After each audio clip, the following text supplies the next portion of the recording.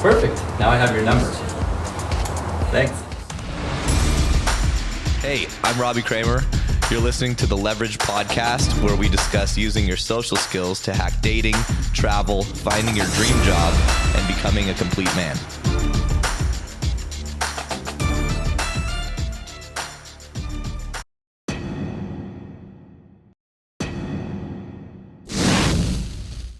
Yo guys, welcome back to the show. Today we've got a very cool guest. That's Alex from Playing with Fire. And I first heard about Alex actually within the Leverage group. Some of the guys were talking about an online game strategy that they had been using that worked really effectively. And I'd heard some sort of rumorings of your name around the kind of like the manosphere or whatever. And then I saw you spoke at the 21 convention. I spoke back in 2019 and a few years prior to that. And then I checked out some of your content, thought it was dope. So happy to have you on the show. Man, I appreciate that. Thanks for coming, man. Be here. I honestly know absolutely nothing about your platform, so this is going to be, wherever this goes, I'm cool with it. So let's see what happens. Cool. So why don't you just kind of start with your background? How'd you get into game?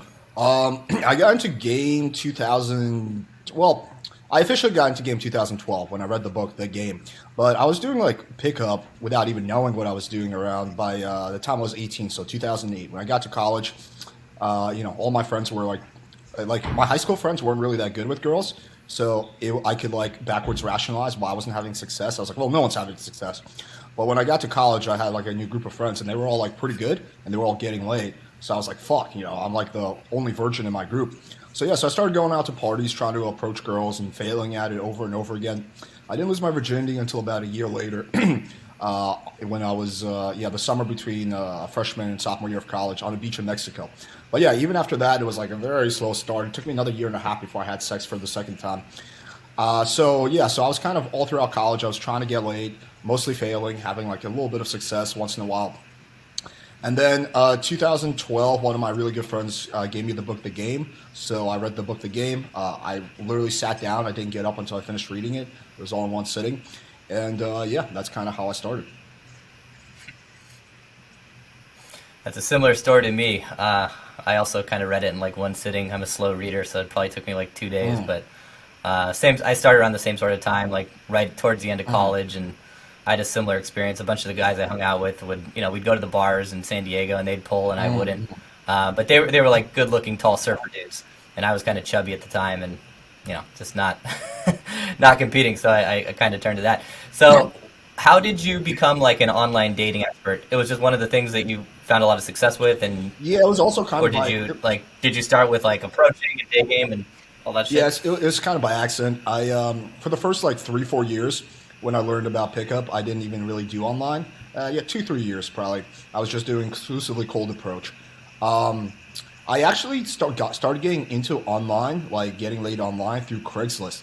There was I was reading like a community post or like a forum post where one guy was talking about how he made a post under Craigslist for like a very 50 Shades of Grey style like ad, and he banged a girl from that. And I was like, well, this isn't even written that well. I could write this better. So I wrote a much better, version of an ad. And it was just kind of like an experiment. I didn't actually think it was going to work.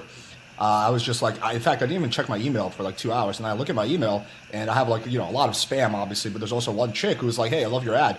I'm free tonight. Let's hang out. And then I wound up meeting up with her and hooking up with her. And I was like, holy shit, this is way easier than cold approach. So that kind of opened up my eyes to like how easy and like efficient online can be.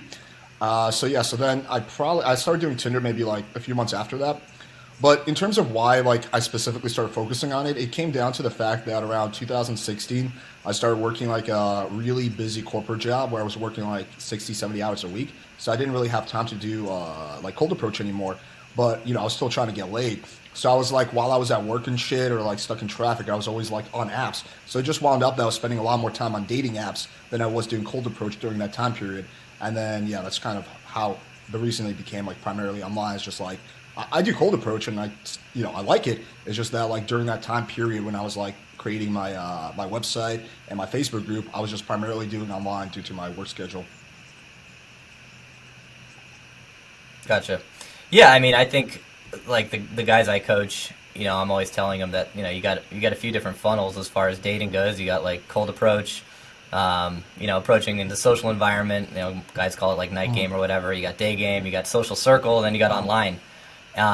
Have you found, and some of the guys that I find, like most of my clients who are decent looking guys and they can get pretty good photos and stuff, they usually have a lot more success, obviously.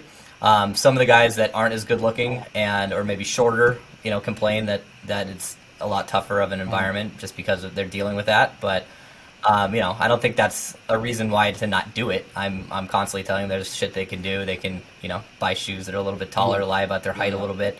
Do you have anything specific that you say to guys who are like shorter or who've kind of written off online game as like, that's just not working for me? I'm not good looking enough. I'm just like... Yeah, pretty much every single time I've seen someone What do you say say to that that? online game doesn't work, my response is always, well, let me see your profile. And literally every single time the photos suck. I have never once had a case where someone was like, yeah, online game doesn't work. And I thought like, oh, wow, you already maxed everything out. Your photos are good. I don't think that's ever happened once. So typically, yeah, the reason guys aren't having success is because their photos are not good. They might think the photos are good. Maybe the photos were even taken by a professional photographer, but it doesn't actually make the photos good. For a photo to be good, you need to look. Dude, that's the worst when these guys are... sorry, I was just saying it's the worst when I'll get clients too. They're like, yeah, I'm going to have a professional photo shoot done for my online dating profile. I'm like, dude, you don't know how to dress. You're not going to get the right photos taken. You're going to look like a total idiot, like a monkey in a suit, and the poses are going to be all wrong. And I feel like this is happening a lot. Do you see those guys, like basically they're hiring photographers to take professional photos, but the photos end up sucking because of they don't know what the fuck I they're see a doing. lot of that. I think a big part of the blame is on the photographers, though. I think a lot of the professional photographers have no idea how to take Tinder photos. So I would put like probably 70% of the blame actually on the photographers. Dude, I don't know, just seen so many professional photographers come out with photos that are like 100 times worse than I could take on my iPhone, honestly. So there are some good professional photographers out there, and I've talked about them on my channel. But I would say like the majority of photographers, maybe they're okay for taking like LinkedIn or resume photos, but they're not good at taking dating photos. It's quite different. You can't be posed. And really what a good photographer is supposed to do, he's supposed to help you get in a mindset where you're actually relaxed and you have good body language and good facial expression. So for example, if I'm taking a photo of my friend and I see they're a little tense, I'm not going to keep taking photos. I'm be like, yo, dude, remember that one time, blah, blah, blah. And they'll start laughing, blah, blah, blah. And then I take the photos. That's actually what a photographer is supposed to do, a good one. Most of them don't do that. But yeah, it is frustrating. I feel bad for the guys. I've heard stories, guys are like, yeah, dude, I spent $2,000 on this photo shoot. I'm like, damn, every single photo sucks. So yeah, it's rough. I can empathize with that. Yeah, I mean, it's really not the photographer's fault either, unless they specialize in like online dating, and even that I'd kind of be suspect. But some actual photographers that do specialize in that. Yeah, I know some really good photographers for sure. Like if you go on my Instagram, you can see like the photos of me that I have up there. Like the recent ones, they were taken by a professional photographer who knew what he was doing. Yeah, I always when I get a good professional photographer, I always like give them a shout out for free. But yeah, I mean, like I will say, yes, part of the responsibility is on the person because you should ask, I always say, ask the photographer if they have any experience with taking like photos for online dating. But the problem is a lot of photographers will kind of brush it off and be like, oh yeah, no problem, I can do that. When like really they don't know how to do that, right? Because how often you're going to see a photographer being like, yeah, you know what? Right. I cannot take that kind of photo, right? They're always going to kind of like smooth talk it, So yeah, I think it's joint responsibility. But really, what I recommend guys to do is make sure you ask for their portfolio and look for yourself that they have the kind of photos that you need. Like, and anything short of that, I would not work with someone. I mean, I feel like I went on your site and I checked out some of your tips for photography. I feel like if guys just listen to your advice about what sort of photos to take, they could just have a buddy take them. They definitely on their, on their iPhone, which is well. I have a whole video.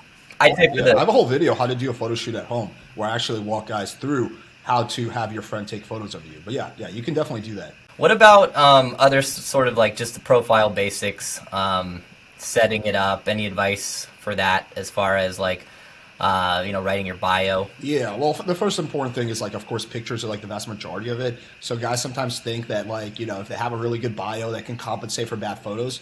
Unfortunately, it doesn't work that way. If you have bad photos, you're not going to get results. For the bio, yeah, I mean, I have a few videos and articles on it, but basically, you don't want to treat it like a resume, like a lot of people treat like a resume, and they're like listing off their accomplishments. You want to be more like, kind of fun, flirty, witty. I typically like to put some sexualization in my bio to screen out all the girls who are like super prude or whatever, conservative. So yeah, I think a bio should be a combination of like humor, fun facts, sexualization, like, stuff like that. Support for the Leverage podcast is brought to you by Manscaped. They are the best in taking care of your balls. This just in, we save balls. They really do. So I've been looking for a product to help me, manscape for a while now. Usually I just use a traditional, razor shaver thing that I find wherever I can find it. And I'm constantly cutting myself up, nicking myself, but not with Manscaped. Let me tell you, I tried this thing out. They sent me this product, and no nicks, no cuts, no scratches, just smooth babies down there. I mean, if you guys aren't shaving your balls, what the hell are you doing? Especially, I don't care if you're single, in a relationship. No girl wants to smell or look at your disgusting pubes. Not only that, but in Ukraine, it's pretty normal to even shave your armpits. I keep those things clean. So make sure you get your hands on one of these. Not only that, but it comes with a handy dandy nose trimmer. Where's that nose trimmer? Baby, did you steal my nose trimmer again? Let's see. And this beautiful pouch too.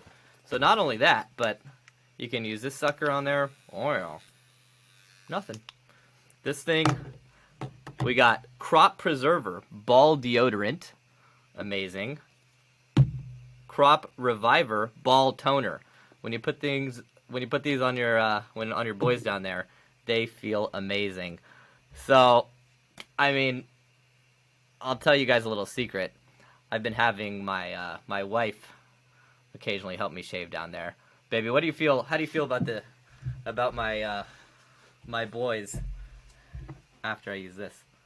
Feel great. Not need to shave them anymore. But you like shaving them, I thought. No. And now they're just beautiful.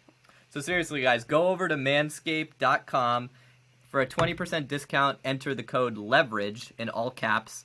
As the name of this podcast, Leverage, LEVERAGE. Get 20% off your shipping for this. It comes in an amazing box saying, your balls will thank you. And really, they will. They will definitely thank you. And your girlfriend, your wife will thank you too. Because now you have fresh, smooth, silky balls when you use all the awesome stuff. It's the Manscaped 4.0 package. It's incredible. So don't forget, go on over there, get that code 20% off by using Leverage, and enjoy some nice, toasty, fresh, not toasty, just fresh. Just fresh babies. Yeah. Do you feel like online dating's gotten harder in the recent months or years? That's what I've in America, yeah. Yeah, I've been getting a lot of feedback. Why do you think that is? More competitive, more. So when Tinder first came out in 2012, it was kind of the new thing. Not a lot of people knew about it. I think Tinder was in golden era, around 2014, 2015, about a year or two after it came out. So, everyone was downloading it. It was a cool thing to do. No one was really bitter. No one was really that worried about catfish. It was the cool thing. And then what you start happening is some girl gets catfish. She tells her friends.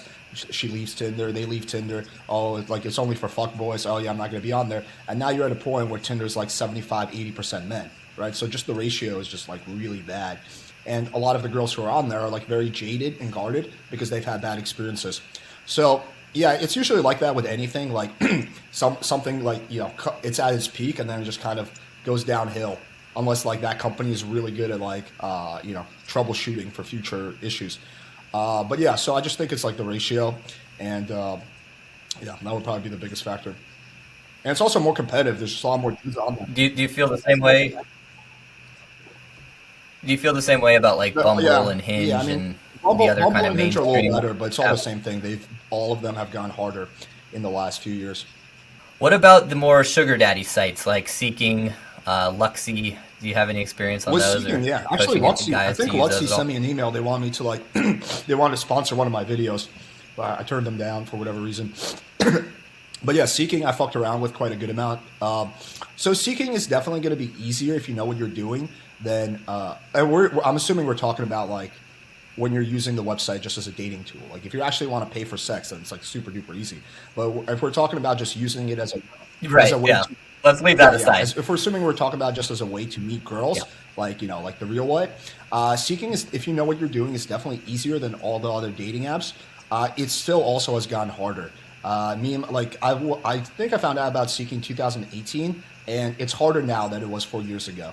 And again, it just has to do with competitiveness, and so that kind of stuff. But it's easier than all the other dating apps, again, if you know what you're doing.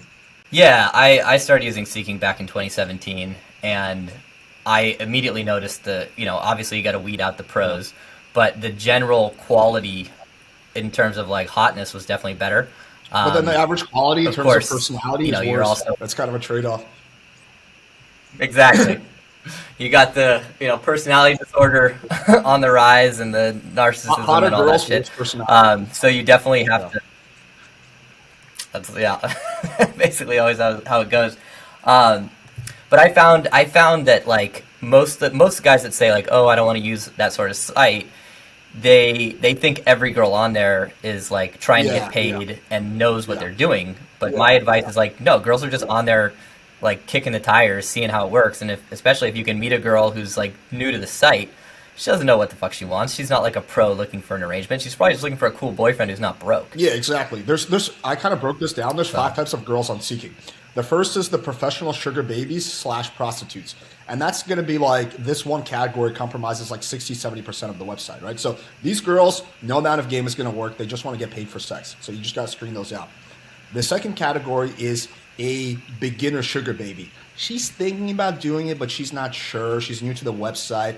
She's open to getting paid for sex, but she's also open to meeting someone like the regular way. So those are going to be probably your bread and butter. Then below that, you have the girls who are just looking for a relationship with a guy who's successful, right? They're tired of dating losers. They don't want any money. Mm-hmm. In fact, they might be even offended if like someone was to offer them money. They just want a guy. They just want to meet a successful guy who has his shit together. There might be like 5% of the website or something like that. Below that, you have the BDSM fetish girls. So these are the girls who read 50 Shades of Grey, and they think that they can find their Christian Grey on Seeking. Yeah, they don't care about money. They just want a guy who's like super dominant, probably an older guy, right? I think that was 4 categories. I forget what the 5th one is. But yeah, maybe it's 4 categories. But yeah, those are the categories, right? And you just got to know how to decide which category the girl's in. I like that. And kind of going back to the BDSM thing, how did you get into that? Is that something that you like figured would be beneficial for like your dating life and for online dating, and you got into that, or were you like actually interested in that? Yeah, well, like full disclosure, like I'm not like balls deep in the BDSM community. Like if you talk to like people who are really into BDSM, they'll call me like an amateur probably, and that would probably be well deserved. It just, I don't know, man. Like, I think I was like, I don't know, when I was like, started getting laid regularly, one chick was like, slap my ass. I'm like, all right. I'm like, ooh, this feels pretty good. Hey, do you have any toys? I'm like, I guess I could order a paddle. Oh, let me pop into Amazon. Oh, here's a nice paddle. Ooh, this is fun. Ooh, I like this, right? Oh, fuck, handcuffs. That could be pretty fun. Okay, let me handcuff this girl, right? So just kind of like organically, like, I just started discovering it. But I've just noticed that a lot of girls, especially, again, after 50 Shades of Grey, are really curious about BDSM. So if you just put like, BDSM in your Tinder profile, you're going to have a lot of girls who are curious who want to try it out with you. So I think that's like a nice hook. But I don't think you have to be like super into it. You just kind of like, are you into slapping a girl's ass? Are you into using a paddle? Are you into handcuffs? Well, you can say you're into BDSM then, like you don't have to be like super balls deep in the community. Most people I know that are super balls deep into it are weird anyway. I 100% so agree with that. That's probably a good level to get there. I very much agree with that. In terms of like kind of injecting sexuality into your profile, is there anything else that you do besides the BDSM stuff? Any advice that you have on that? Because that's one of those big things that I feel like guys fuck up. They either go way too sexual or they sexualize zero. So do you have any advice on like how they can kind of find that sweet spot? Well, I think it starts with your profile. So for example, I'll have like a shirtless photo, right, in my profile, like as number 2 or number 3. That kind of starts painting the picture. Like no girl's going to look at my profile and be like, I think he's the kind of guy that is really looking for a serious relationship, right? So you're painting the picture from the start. Typically when guys run into trouble with sexualizing is the girl thinks they're like very like safe, or they're like a sweetheart, and then they become sexual and the girl's like, whoa, it's not the sexualization, it's the incongruence between what her image is and what's actually happening. Right. But if you're sexual from the start, you're not going to get those kind of negative reactions. In my bio, I say dominant, I say BDSM. I have like PS, it says blindfolds are much more fun than turning the lights off. So like little things like that shows that like, I'm looking for something sexual.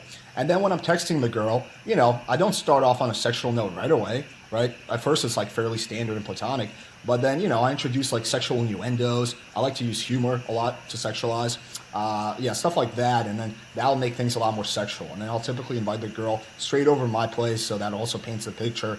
Yeah, so it's kind of a very progressive thing. What do you feel about having photos that kind of show off social proof? Like if you've got a photo with 2 or 3 chicks and they're all good looking, like obviously you probably wouldn't want to post a photo with just you and one girl because it'll look like your girlfriend. But what about multiple girls who are hot, like, and you kind of looking like, maybe a little bit fuckboyish in that photo? But is that, would you say, good, good or bad? I think social proof photos are highly overrated. I don't think they're necessary. I don't have any in my profile. Some of the best guys I know don't have any. They can actually be useful if done right. The problem is 95% of guys do them wrong. So either they're taking photos with just one girl, or the girls are ugly, or the girls look uncomfortable in the photo, or it just kind of looks creepy vibe. So I think the kind of photo you want if you are going to do social proof is like a group, like maybe 1 or 2 cool looking guys, a few hot girls, you're at like a pool party during the daytime, so it's just like you're hanging out with your friends. But what a lot of guys have is just like them at a club hovering over girls, right? And that doesn't do them any favors. But yeah, I think they can be useful, but I think they're highly overrated and they're not necessary. The more photos, the better, or better to have like just you're 4 only or as 5? good as your worst photo. So if you have 5 photos where you look like an 8 and 1 photo where you look like a 6, the girl's going to think you're a 6. So you don't want to just put more in for the sake of having more. I think if you have like 4 or 5, you're good. You're not really going to get any big benefit of throwing in more, like once you get past like 4 or 5. So I would just pick the 4 or 5 of the best ones and kind of leave it at that. Do you find in terms of like, one thing I like that you say is you want to be congruent with what you're looking for. So if you're not looking for a girlfriend, like don't put out the vibe that, you're like a nice guy looking for, like if you want to be non-monogamous, you can kind of put out that vibe and you'll attract those girls. Do you find that hurts the quality at all? No, I don't see any correlation between a girl, how DTF a girl is, and her hotness. I've never seen that. Yeah, I don't know. Like some of the hottest girls I ever hooked up with were girls that were just like really horny and DTF, and they were like really easy. So, if we're talking about quality as a person, you could make that argument. But quality in terms of looks, no, I don't think so. Yeah, no, I was asking about looks. So, and I agree. I think all girls, regardless of how hot they are, have that side they want to explore. It's just kind of catching them at the right time, if they're looking for that or not. Yeah, there's like this idea in like the manosphere that like there's 2 types of girls. There's like the sluts who are just like these like bestial average looking creatures who walk around with like loads of cum on them, and then there's like the quality girls who are very conservative and you have to go on multiple dates with them, and it's a very incorrect paradigm. In reality is there's hot girls everywhere. Girls love sex. Girls are willing to have sex fairly quickly with the right guy, unless there's some strong religious, thing going there. So yeah, it's just like it's an incorrect paradigm to view the world through. Yeah, it's fucked up too. I mean, I love sluts. I'm a fucking slut. The whole sort of like, oh, she's a slut or she's it's that judgy bullshit won't really get you anywhere. A lot of the guys that I work with say they get better quality offline, and they've complained that the hottest girls don't use online dating. That may have been true a few years ago, but I feel like as time goes on, like not every hot girl, they're all going to have a profile at least. But have you found any like correlation between like the quality of girls you can get online versus offline? That's an interesting question. I mean, I will say this. Pretty much every single girl, no matter how hot she is or how ugly she is, at one point or another was on a dating app. They're just too mainstream, too popular. Like that chick that you think would never be on Tinder is probably on Tinder. She's just not swiping right on you. So that's what I would say the first thing is. But in terms of like, I think potentially, I'll say it like this. You can get super hot girls on dating apps. But if we're talking about purely in terms of averages, if you have good cold approach skills, like solid cold approach skills, yes, I do think you could probably do a little bit better offline than you can do online. But that assumes that you have really good cold approach skills, which 99% of guys don't. Yeah, that's harder to build. I feel like for most guys that are getting started, if they haven't built those skills yet, online dating is a great place to build your texting skills, improve your fashion, and like kind of get the pillars in place that make you an attractive man. What about for guys who were like, do you find that there's any sort of guys that it just doesn't work for? I Are we talking about swimming? Overweight, too short? Is there like a too short threshold? Uh, I mean, the shorter you are, the harder it's going to be. There's no denying that. If you're like 5'2", yeah, that's going to be a fucking struggle. Although I did used to have a roommate who was 5'3", I mean, everything is. crazy motherfucker, not a good guy, but he was pulling chicks quite often from Tinder. They weren't the hottest girls, right? But then again, this guy was 5'3", so like how picky can you be when you're 5'3"? But he was pulling a good amount of girls. Like Right. I saw with my own eyes. They just probably weren't girls that I would fuck, but they weren't like terrible. They're just like very basic and average. Yeah, I think if you're super duper short, like 5'2", 5'3", then yeah, it's gonna be very, very rough. But anything is gonna be very rough. Even cold approach is gonna be very rough. It's not like girls just drop their physical standards if you approach them on the street. They might be like more willing to overlook certain things, but she's not gonna be willing to overlook a guy being shorter than her.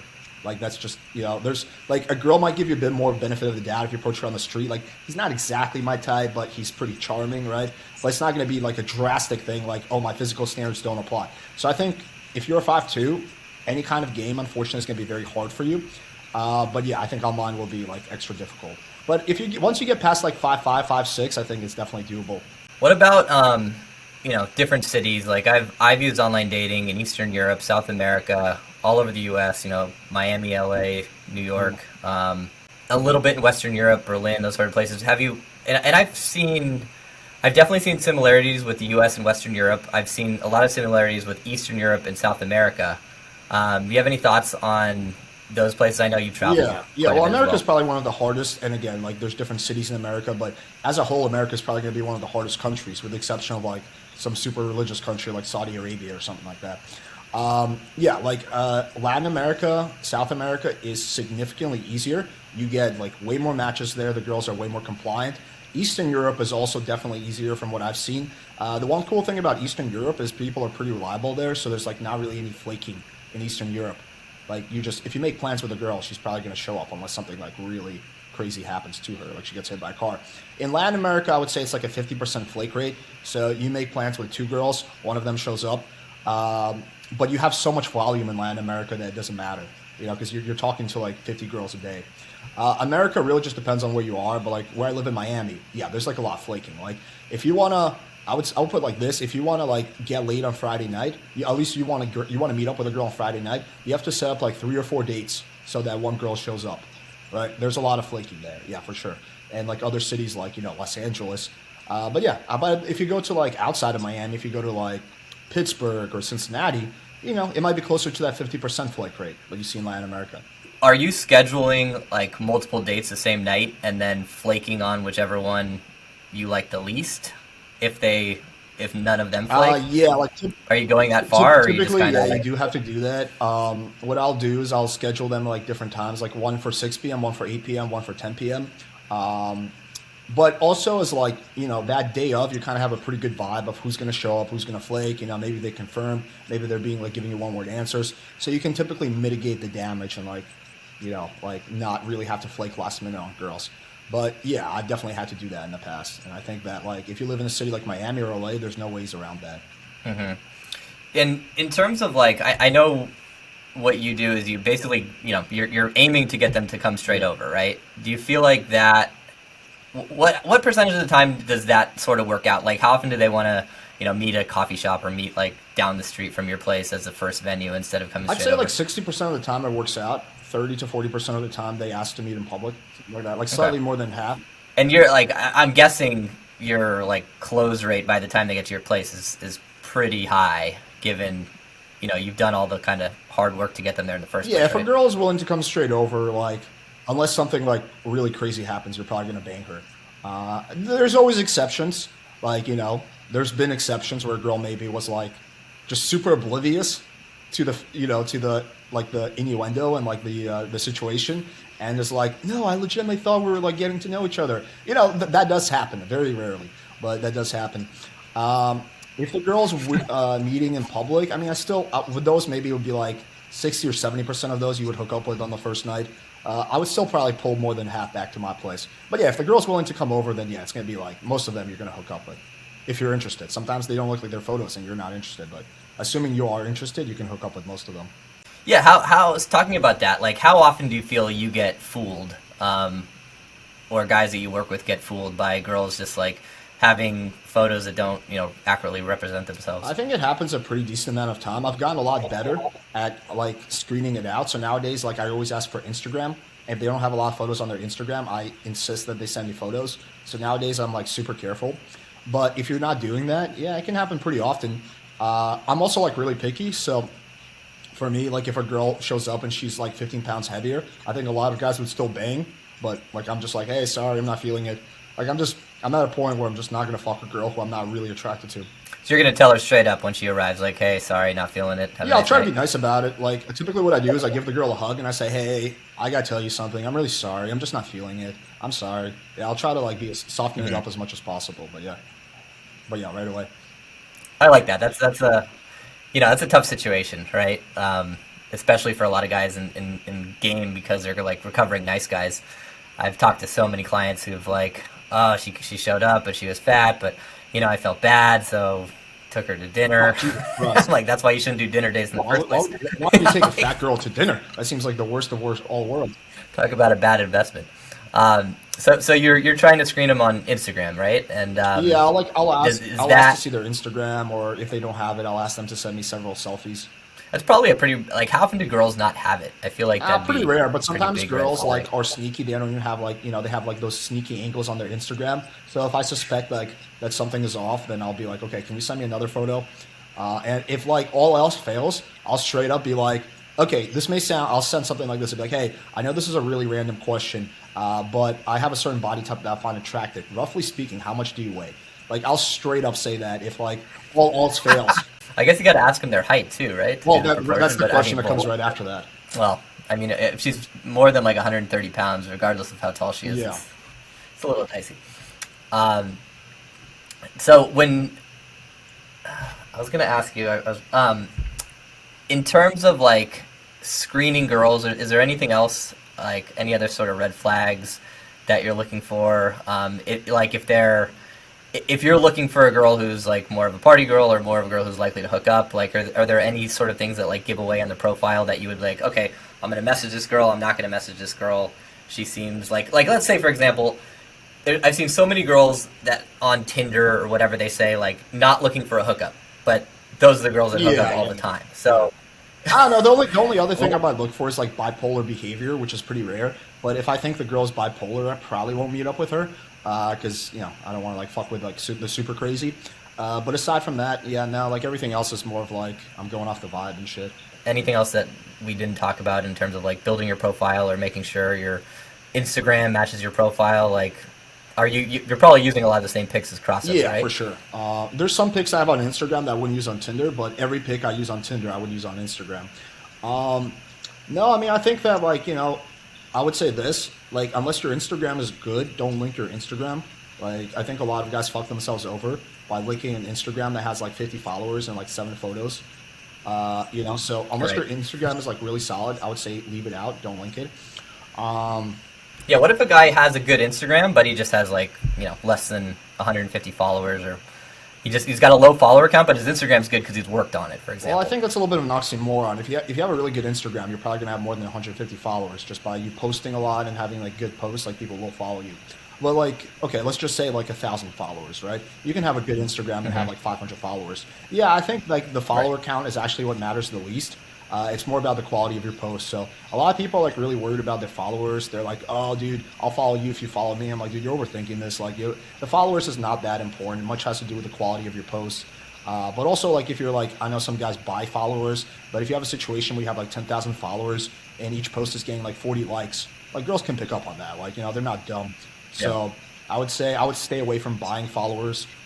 You could get away with that in like 2016, 2017, but everyone knows about that now. I wouldn't do that. I would just focus on putting out quality posts. So in terms of messaging, if a guy feels like he just sort of sucks at messaging, or he has like sort of no experience with that, what would you recommend for that guy? Focus on the fundamentals. A lot of guys just like get stuck up on like advanced things like, oh, how can I get the girl to qualify herself? But like a lot of the stuff that you see is not really essential. Like the fundamentals are opening, right, which is getting the conversation started, just banter / building investment, screening, going for the close, and then confirming. Those are the 5 fundamentals. Everything else is extra, right? So I would say focus on the fundamentals first, get those down. And then you can start building on that. Do you typically use the same sort of openers? Like, do you have a list of favorite ones, or do you how much time do you spend actually looking at her profile and trying to come up with Very something? little time. Yeah, I do have like I've done like these Tinder experiments where like I've tested like some of the popular openers on the internet, so I have like some pretty decent data on that.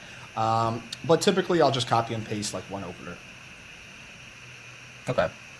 Any particular one that you've seen the most success with? It's changes. I mean, like the one that I'm known for is Hey Trouble. That one's okay. I mean, you seem like my type. That's a pretty good one. You can do like, can I be honest? And the girl's like, yeah.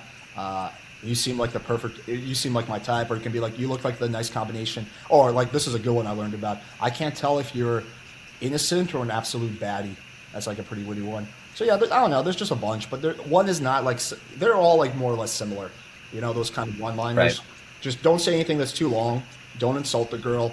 Don't overly validate the girl. And don't do pickup lines or anything that's cringe. One of the lines that I used to use way back in the day with a lot of success was the, so does this mean we're exclusive? And then having that kind of go into a role play, but then, that became, I feel like maybe, definitely people started using it. Have you felt that, have you heard of that one? Yeah. And do you know if there's any lines that they're like played out too Yeah, I much? use a variation of that. So I guess we're dating now. Yeah, Okay. that was one of the lines in the experiment. I don't actually think there's any lines that are like too played out. I think whenever I've done the experiments, whenever I created a Tinder profile as a girl, at first I thought like everyone's gonna be saying "Hey Trouble," right? Because I felt like my channel was more popular than this. But in reality, most guys are just saying "Hi, how's it going?" Or they're writing an essay, or they're doing like a really cheesy pickup line. Like very few guys are actually using like these like short and sweet one-liners. It's mostly just like, hey, how's it going?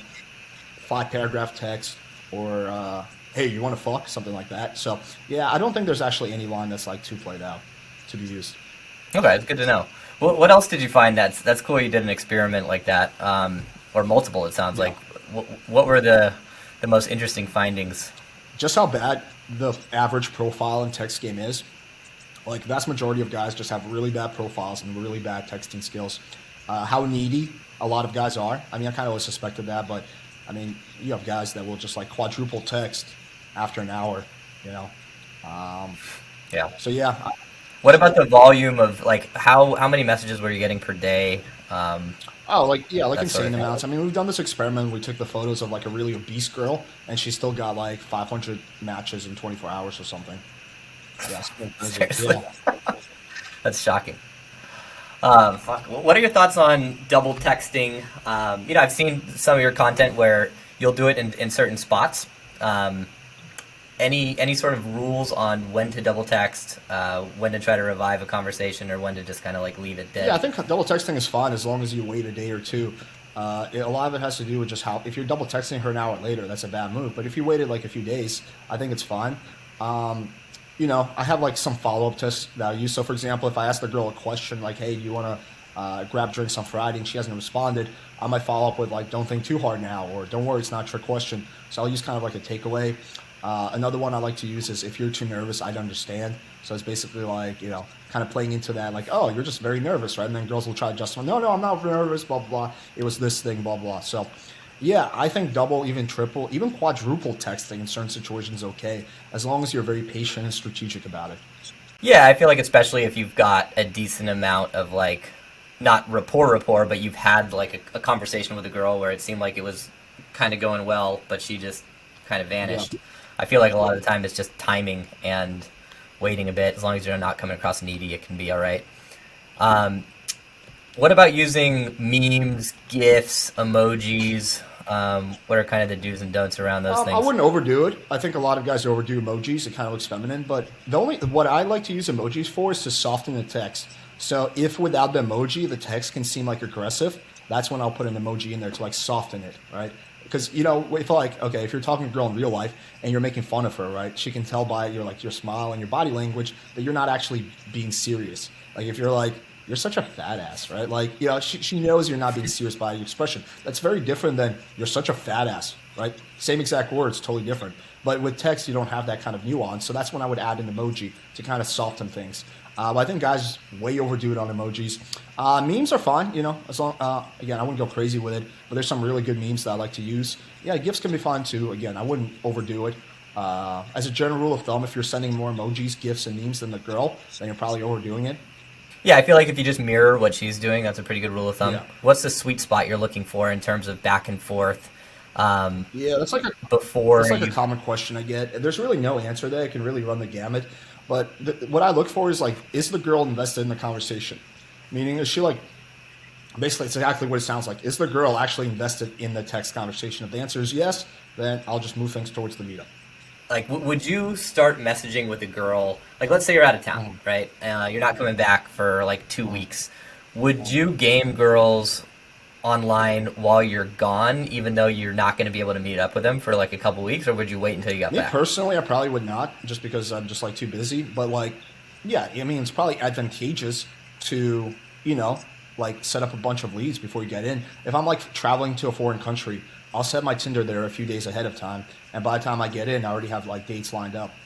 But yeah, like me personally, I just like, I don't know, I usually just don't have time to do that. But yeah, if you have the time, yeah, I think that's fine. Okay. Yeah, I found that some guys, like, if you wait too long, you can kind of like just you lose the momentum. Oh, a you're bit. talking about if you're already talking to a girl? Yeah, I think like just a little bit back and forth is fine. Like just sending her like a, hey, how's your day going? Like, like maybe like, yeah, Staying just top like of very, mind. very like basic surface level things is enough. I don't think you have to overdo it. I mean, here's a little tidbit. I think a lot of guys make the mistake when they close. So the kind of the framework I follow is like first soft close. So for example, if I like, let's say I'm trying to get you to come on my podcast, right? I could be like, hey, Robbie, do you want to come on my podcast Tuesday at 7? Or I could be like, hey, Robbie, we should do a podcast sometime soon. Which one of those are you going to be more likely to agree to? Obviously the latter. So it's the same thing with dating. So I start off with a close, hey, we should get a drink sometime soon, right? Get that compliance, get the girl to say yes. Then figure out her schedule. Oh, cool, what's her availability like? Figure out what days she's free. Then you go for the hard close. Okay, cool, let's do Tuesday at 7 then, right? So I think just like a lot of guys get sloppy and lazy on the close, but I think that you should soft close, figure out her schedule, and then you hard close. Yeah, definitely. Because if like that's another thing I see all the time where guys are like, "You free on Wednesday at 8?" and she's like, "No, I can't make that." And they're like, well, "What about Thursday?" And now you're in chase mode, and that's then you're fucked. Yeah, I like that. So it's soft close, and then get the schedule, and then hard exactly. close. What about in terms of following up? Like let's say the date went great and you banged.